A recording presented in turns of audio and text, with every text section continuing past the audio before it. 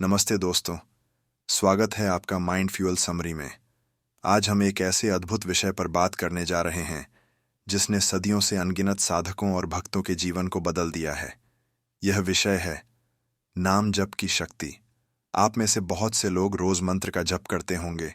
कुछ लोग एयूएम का जाप करते हैं, कुछ अपने इष्ट देव का नाम लेते हैं और कुछ अपने गुरु द्वारा दिए गए मंत्र को हृदय में बसाए रहते हैं।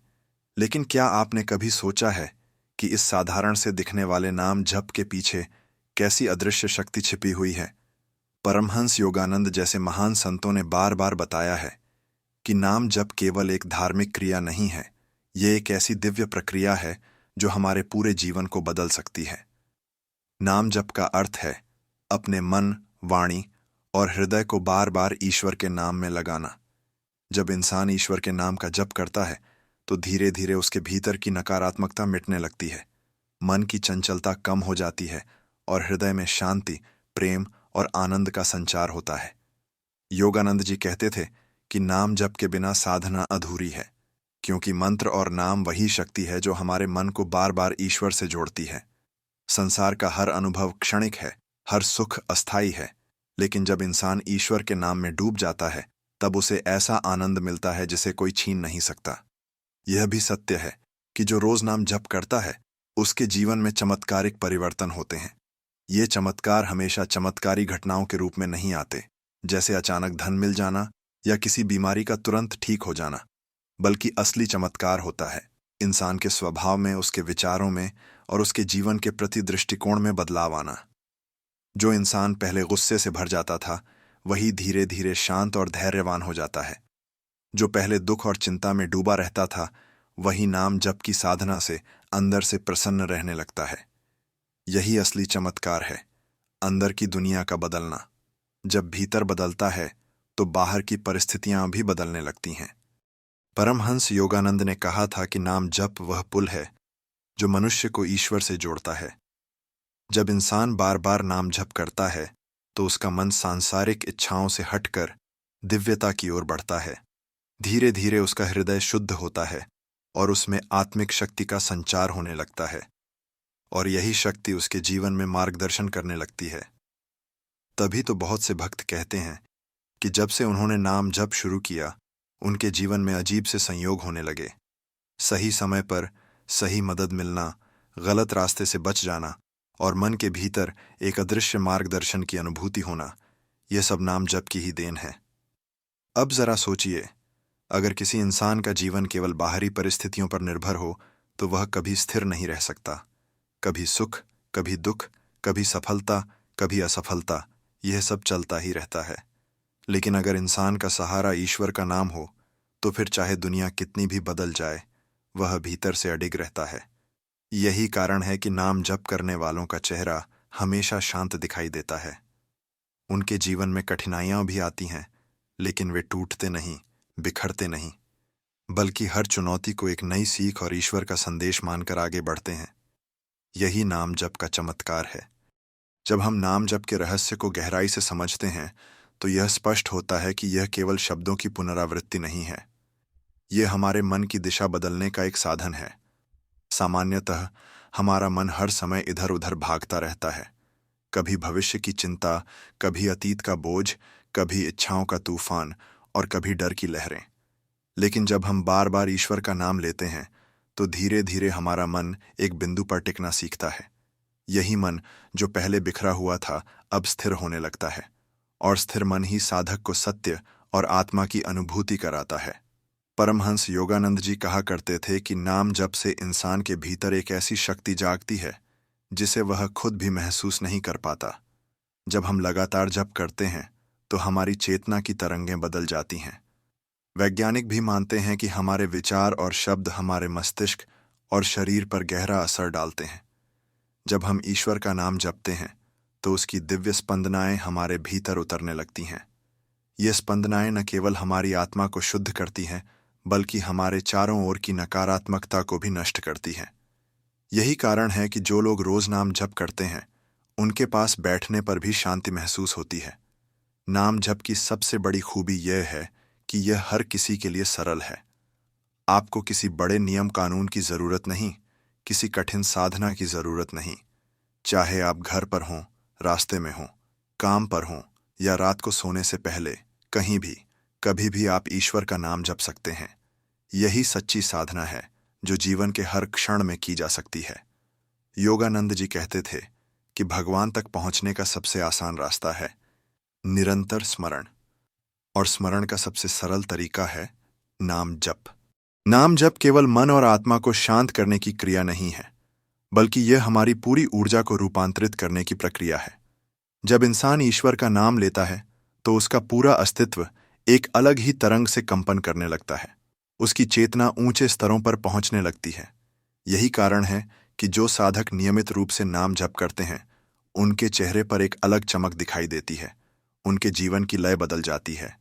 वे साधारण मनुष्यों की तरह दुख और पीड़ा का अनुभव तो करते हैं, लेकिन उनके भीतर की गहराई में एक अडिग शांति होती है जो उन्हें हर परिस्थिति में संभाले रखती है। परमहंस योगानंद जी ने कहा था कि इंसान का मन सबसे बड़ा मित्र भी है और सबसे बड़ा शत्रु भी। जब यह ईश्वर से जुड़ा होता है तो यह हमें मुक्ति की ओर ले जाता है, और जब यह संसार की इच्छाओं और मोह में फंस जाता है तो यही हमें बंधन में डाल देता है। नाम जप ही वह साधन है जो मन को नियंत्रित करता है।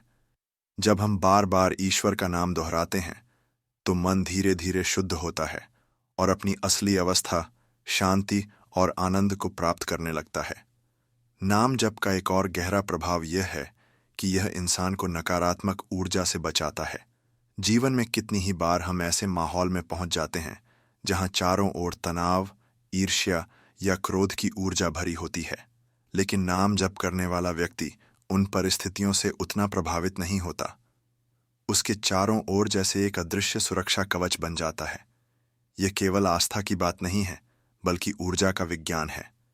जब हम लगातार दिव्य नाम का जप करते हैं तो हमारे भीतर सकारात्मक कंपन उत्पन्न होते हैं, और वही कंपन हमें हर नकारात्मकता से दूर रखते हैं।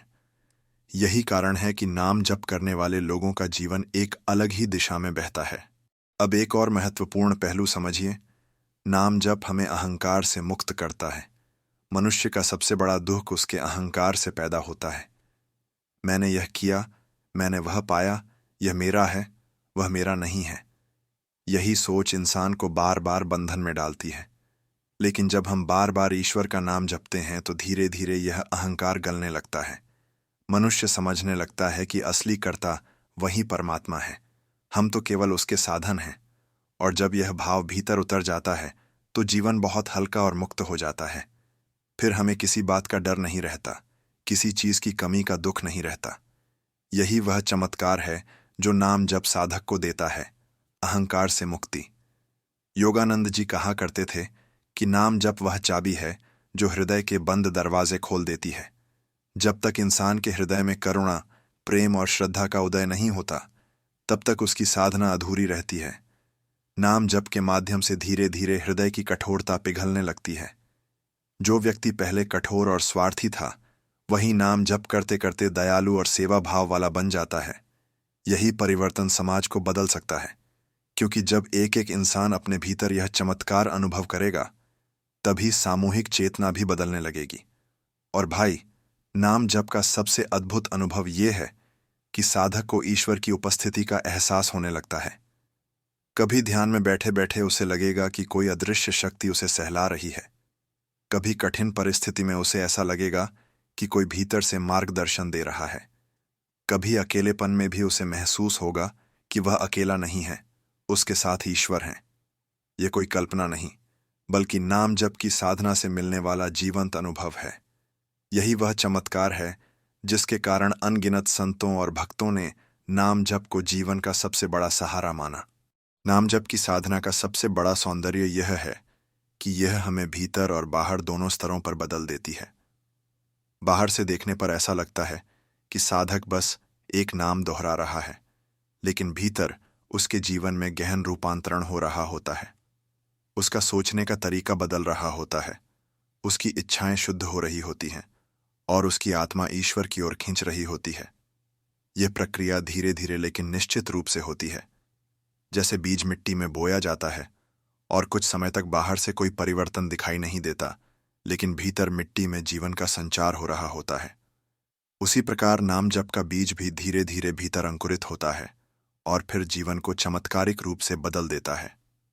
परमहंस योगानंद जी ने कहा था कि इंसान का जीवन तभी सार्थक है जब वह ईश्वर से जुड़ सके, और यह जुड़ाव सबसे सरल तरीके से नाम जप से संभव है। उन्होंने अपने शिष्यों से कहा कि नाम जप करते समय केवल शब्दों को मत दोहराओ, बल्कि पूरे भाव से ईश्वर को पुकारो, क्योंकि भगवान भाव के भूखे हैं, शब्दों के नहीं।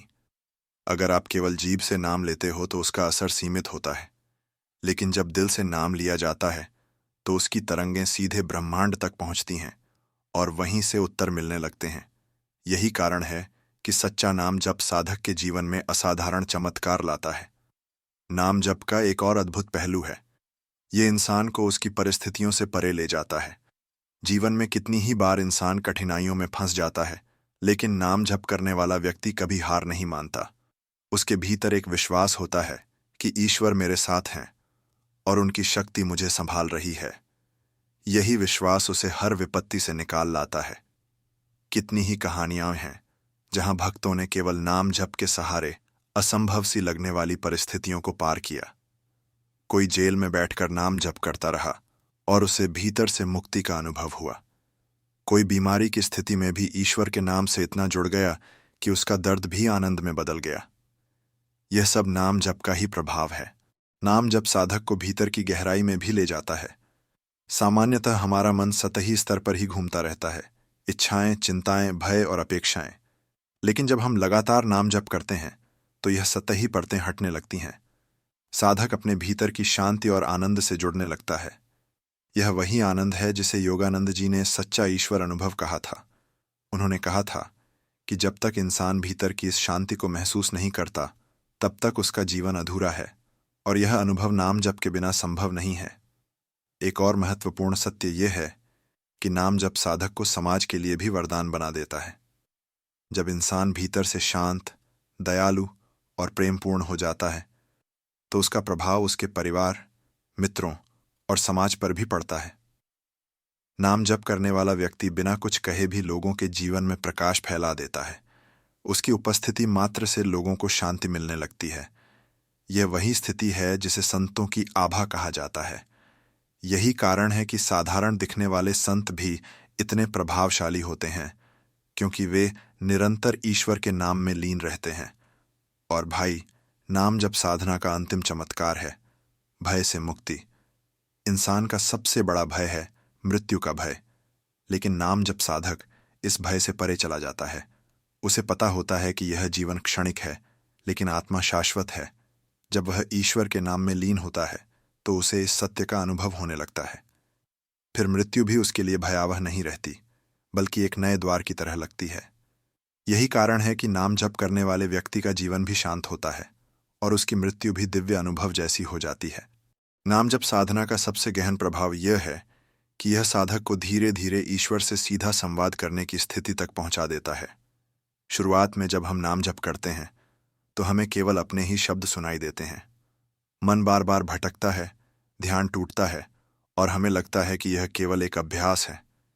लेकिन समय के साथ जैसे जैसे मन शुद्ध होता जाता है और हृदय भाव से भरता है, वैसे वैसे साधक को भीतर से उत्तर मिलने लगते हैं। कभी वह किसी प्रश्न का उत्तर अपने मन में अचानक सुन लेता है, कभी किसी उलझन का हल उसे बिना प्रयास समझ में आ जाता है, और कभी कभी तो ऐसा लगता है जैसे कोई अदृश्य शक्ति उससे सीधी बात कर रही हो। यही नाम जप की महिमा है, यह ईश्वर से मिलने का द्वार है।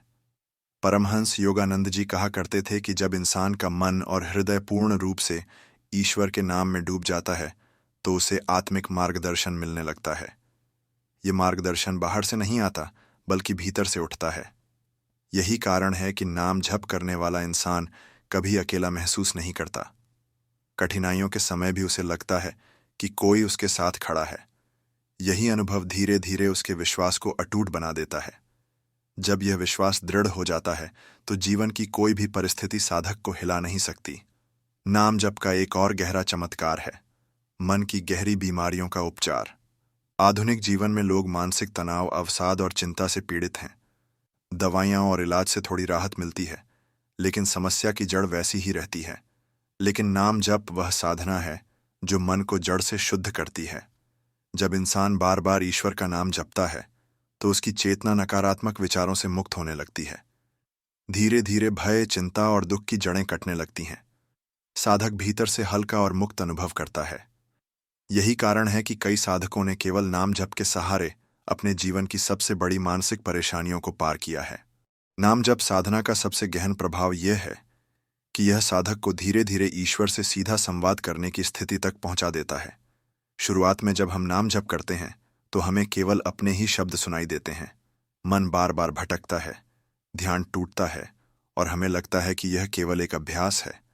लेकिन समय के साथ जैसे जैसे मन शुद्ध होता जाता है और हृदय भाव से भरता है, वैसे वैसे साधक को भीतर से उत्तर मिलने लगते हैं। कभी वह किसी प्रश्न का उत्तर अपने मन में अचानक सुन लेता है, कभी किसी उलझन का हल उसे बिना प्रयास समझ में आ जाता है, और कभी कभी तो ऐसा लगता है जैसे कोई अदृश्य शक्ति उससे सीधी बात कर रही हो। यही नाम जप की महिमा है। यह ईश्वर से मिलने का द्वार है। परमहंस योगानंद जी कहा करते थे कि जब इंसान का मन और हृदय पूर्ण रूप से ईश्वर के नाम में डूब जाता है तो उसे आत्मिक मार्गदर्शन मिलने लगता है। यह मार्गदर्शन बाहर से नहीं आता बल्कि भीतर से उठता है। यही कारण है कि नाम जप करने वाला इंसान कभी अकेला महसूस नहीं करता। कठिनाइयों के समय भी उसे लगता है कि कोई उसके साथ खड़ा है। यही अनुभव धीरे धीरे उसके विश्वास को अटूट बना देता है। जब यह विश्वास दृढ़ हो जाता है तो जीवन की कोई भी परिस्थिति साधक को हिला नहीं सकती।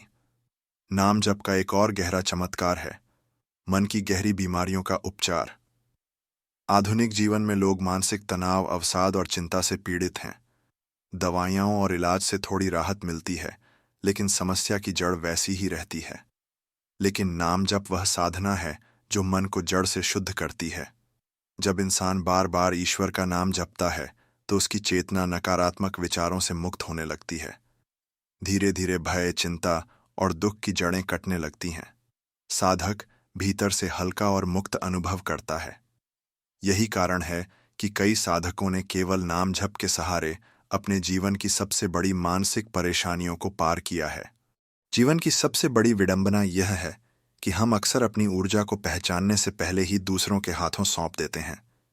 इंसान के भीतर अपार शक्ति छिपी होती है, लेकिन वह शक्ति तभी प्रस्फुटित होती है जब हम अपने अस्तित्व की रक्षा करना सीखते हैं। आपने देखा होगा कि कुछ लोग आपके पास आते ही आपको हल्का सा बोझिल महसूस कराते हैं। बिना कुछ कहे, बिना कुछ छुए वे आपकी ऊर्जा को खींच लेते हैं। यह प्रक्रिया इतनी सूक्ष्म होती है कि सामान्य इंसान इसे समझ भी नहीं पाता। यहीं पर जागरूकता सबसे जरूरी हो जाती है। यदि आप सजग हैं तो आप समझ जाएंगे कि कौन आपके जीवन में ऊर्जा जोड़ रहा है और कौन चुपचाप उसे चूस रहा है। आध्यात्मिक दृष्टि से देखा जाए तो हर इंसान का आभा मंडल यानी ऑनरा एक सुरक्षा कवच की तरह काम करता है। लेकिन यह कवच उतना ही मजबूत होता है जितना आप अपने विचारों और भावनाओं को शुद्ध रखते हैं। जब मन में नकारात्मकता आती है, ईर्ष्या, गुस्सा या निराशा हावी होती है, तो इस ऑरा में दरारें पड़ जाती हैं। इन दरारों से ही बाहरी लोग या स्थितियां आपकी ऊर्जा को सोख लेती हैं। यही कारण है कि संत और महापुरुष हमेशा सकारात्मक विचार, प्रेम और करुणा पर जोर देते आए हैं, क्योंकि इन्हीं भावनाओं से आभा मंडल मजबूत होता है। अब सवाल यह उठता है कि ऊर्जा चोरी होती कैसे है। इसका सबसे सामान्य माध्यम है बातचीत। जब आप किसी से बात करते हैं तो केवल शब्द ही नहीं बल्कि आपकी भावनाएं और आपकी ऊर्जा भी प्रवाहित होती हैं। यदि सामने वाला व्यक्ति असुरक्षित है, भीतर से खाली है, तो वह आपकी ऊर्जा को अवचेतन रूप से खींच लेता है। कई बार आपने अनुभव किया होगा कि किसी दोस्त से मिलने के बाद आप बेहद थकान महसूस करते हैं, जबकि उसने कुछ भी बुरा नहीं कहा। यह ऊर्जा चोरी का ही एक रूप है। इसी तरह दूसरा बड़ा माध्यम है ध्यान, यानी आपकी अटेंशन। जहां भी आप अपना ध्यान लगाते हैं, वहां आपकी ऊर्जा बहने लगती है। यदि आप किसी व्यक्ति पर लगातार सोचते रहते हैं, चाहे प्रेम में हो या नफरत में, तो आपकी ऊर्जा उस व्यक्ति तक पहुंच रही होती है। वह चाहे पास हो या दूर, आपकी शक्ति धीरे धीरे उसके पास जा रही होती है। यही वजह है कि आर्षि मुनि मन के नियंत्रण की शिक्षा देते थे, क्योंकि मन को नियंत्रित करना मतलब ऊर्जा को सुरक्षित रखना। लेकिन भाई, यहाँ एक गहरी बात समझने की जरूरत है। ऊर्जा चोरी हमेशा जानबूझकर नहीं होती।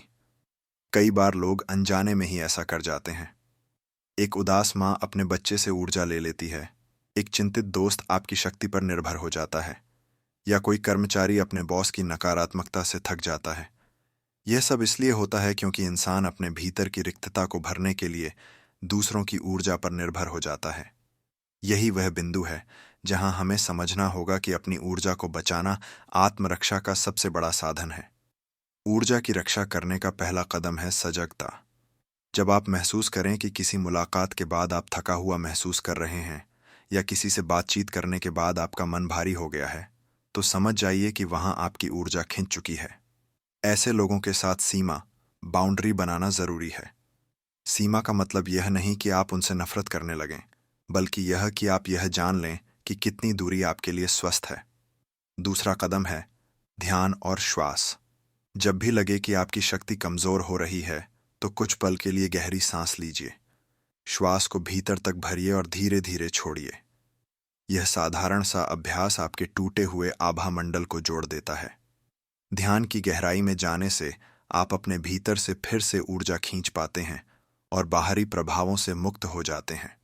तीसरा कदम है स्वयं को सकारात्मक भावनाओं में डुबोना। कृतज्ञता, प्रेम, दया और आनंद, ये सभी उच्च ऊर्जा के रूप हैं। जब आप कृतज्ञ होते हैं तो आपका आभा मंडल इतना चमकदार हो जाता है कि नकारात्मक ऊर्जा उसके पास भी नहीं आ सकती। प्रेम आपको अजेय बना देता है, और करुणा आपको इतना विशाल बना देती है कि छोटी छोटी नकारात्मक तरंगें आपके पास पहुंच ही नहीं पाती। और अंत में सबसे बड़ा रहस्य है अकेलेपन को अपनाना। इंसान हमेशा भीड़ में रहकर ऊर्जा खोता है, लेकिन जब आप अपने भीतर लौटते हैं, अकेले बैठते हैं, प्रकृति से जुड़ते हैं, तो आप अपनी खोई हुई शक्ति वापस पा लेते हैं। यह अकेलापन आपकी आत्मा को फिर से ऊर्जा से भर देता है। जब कोई इंसान हमारी उपस्थिति में बिना एक शब्द कहे ही हमें थका देता है, तो इसका कारण केवल उसकी बातें या व्यवहार नहीं होता, बल्कि उसका आंतरिक कंपन होता है। हर व्यक्ति एक ऊर्जा क्षेत्र लेकर चलता है। यह ऊर्जा क्षेत्र उसकी सोच, उसकी भावनाओं और उसके संस्कारों से निर्मित होता है। जब कोई व्यक्ति भीतर से असुरक्षित होता है, ईर्ष्या से भरा होता है, या लगातार शिकायतों और नकारात्मक विचारों से घिरा होता है, तो उसका ऊर्जा क्षेत्र हमारी शांति और हमारे आत्मविश्वास को प्रभावित करने लगता है। यह एक अदृश्य चोरी है जिसे हम अक्सर महसूस तो करते हैं पर समझ नहीं पाते। यही कारण है कि योगियों ने कहा है कि साधना केवल अपने भीतर बैठकर आंखें बंद करने का नाम नहीं है, बल्कि साधना का अर्थ है अपनी ऊर्जा को पहचानना और उसकी रक्षा करना। जब हम बिना डिसर्नमेंट के हर किसी को अपने जीवन में प्रवेश देते हैं, तो हम धीरे धीरे अपनी वह शक्ति खो देते हैं जो हमें भीतर से स्थिर और आनंदमय बनाती है। जीवन की सबसे बड़ी विडंबना यही है कि लोग अपने धन और संपत्ति की रक्षा तो करते हैं, पर अपनी ऊर्जा को खुला छोड़ देते हैं। परमहंस योगानंद हमें चेतावनी देते हैं कि हमें अपनी ऊर्जा को संभालने के लिए सचेत रहना होगा। इसका पहला कदम है अपने मन की सूक्ष्मता को बढ़ाना। जब मन संवेदनशील होता है, तो वह तुरंत समझ जाता है कि कौन सा व्यक्ति हमारी ऊर्जा में सकारात्मकता भर रहा है और कौन सा व्यक्ति भीतर से हमें कमजोर कर रहा है। इस संवेदनशीलता के बिना हम अनजाने ही उन लोगों को अपने जीवन का हिस्सा बना लेते हैं जो हमें धीरे धीरे भीतर से खाली कर देते हैं। ध्यान की सबसे बड़ी शक्ति यही है कि वह हमें हमारे आंतरिक कंपन से जोड़ती है। जब हम गहरे ध्यान में उतरते हैं, तो हम केवल अपनी आत्मा से ही नहीं जुड़ते, बल्कि अपने चारों ओर की अदृश्य ऊर्जा की लहरों को भी अनुभव करने लगते हैं। तभी हम समझ पाते हैं कि कौन सी संगति हमें ऊंचा उठा रही है और कौन सी संगति हमें नीचे खींच रही है। यही विवेक साधक का कवच बनता है। योगानंदा जी कहते हैं कि इंसान की सबसे बड़ी कमजोरी यह है कि वह चुप रहना नहीं जानता। हम सोचते हैं कि मौन का अर्थ केवल बोलना बंद कर देना है, लेकिन असली मौन का मतलब है अपने भीतर की ऊर्जा को स्थिर करना। जब हम लगातार बातें करते रहते हैं, शिकायत करते रहते हैं या दूसरों की आलोचना में लगे रहते हैं, तो हम अपनी जीवन शक्ति का सबसे बड़ा रिसाव कर रहे होते हैं। मौन हमें यह सिखाता है कि हम अपने शब्दों को संयमित करें और केवल वही बोलें जो आवश्यक हो। जैसे पानी को किसी पात्र में बंद करके रखा जाए तो वह धीरे धीरे शुद्ध और ठंडा होता जाता है। वैसे ही ऊर्जा भी मौन में संरक्षित होकर और अधिक शक्तिशाली हो जाती है। परमहंस योगानंद चेतावनी देते हैं कि समाज में बहुत से लोग ऐसे होते हैं जो मौन तोड़े बिना भी हमारी ऊर्जा खींच लेते हैं। यह तब होता है जब हम उनकी उपस्थिति में असहज महसूस करने लगते हैं। वे लोग कोई सकारात्मक कार्य नहीं करते, बल्कि अपनी नकारात्मकता और आलस्य से हमें भी सुस्त कर देते हैं। ऐसे लोगों से दूरी बनाए रखना ही सबसे बड़ा संरक्षण है। यदि हम उनसे बच नहीं सकते तो कम से कम इतना जरूर करना चाहिए कि उनसे भावनात्मक रूप से प्रभावित न हों। उनके विचार हमारे मन में जड़ न जमाएं। मौन केवल बाहरी साधना नहीं है, यह भीतरी अनुशासन है। जब हम अपने भीतर के विचारों का शोर कम कर देते हैं तो हमें स्पष्ट दिखाई देने लगता है कि कौन हमारी ऊर्जा का स्रोत है और कौन उसे चूसने वाला है। इस पहचान के बिना इंसान हमेशा भ्रम में रहता है और गलत संगति में फंसकर अपनी शक्ति गंवा बैठता है। इसलिए योगानंद जी सिखाते हैं कि हर दिन कुछ समय ध्यान और मौन में बिताना चाहिए।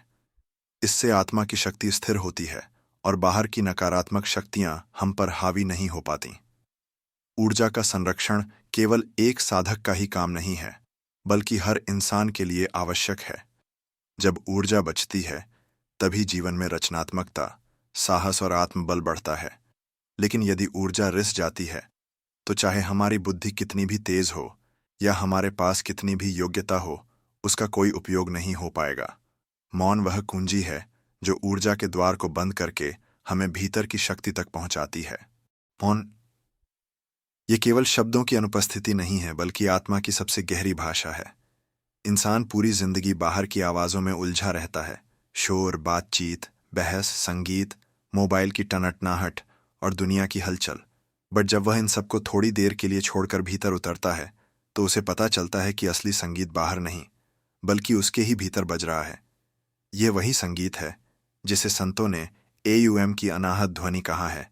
यह वही संगीत है जिसे योगियों ने जीवन की लय समझा है। जो व्यक्ति इस मौन की ओर बढ़ता है वह धीरे धीरे उस बंधन से मुक्त होने लगता है जो उसे दुख, चिंता और भय में कैद किए हुए है। जीवन की हर समस्या का हल बाहर खोजने से नहीं मिलता, बल्कि भीतर के मौन को सुनने से मिलता है। जब मन शांत होता है तब विचार स्वतः स्पष्ट हो जाते हैं। जिस तरह गंदे पानी में चांद का प्रतिबिंब नहीं दिखता, उसी तरह बेचैन मन में सत्य की झलक भी नहीं दिख सकती। मौन ही वह शक्ति है जो हमारे भीतर छिपे सत्य को प्रकट करती है। इंसान अगर रोज कुछ पल मौन में बैठने की आदत डाल ले तो उसकी आत्मा धीरे धीरे चमकने लगती है। कबीर ने कहा था, सुनता है गुरु गगन में बाजे, अनहद धुनी बिन बाजा। यानी गगन के भीतर एक ऐसा बाजा बजता है जिसे कोई बाहरी हाथ नहीं बजाता। यह वही अनहद ध्वनि है जो मौन में प्रवेश करने वालों को सुनाई देती है।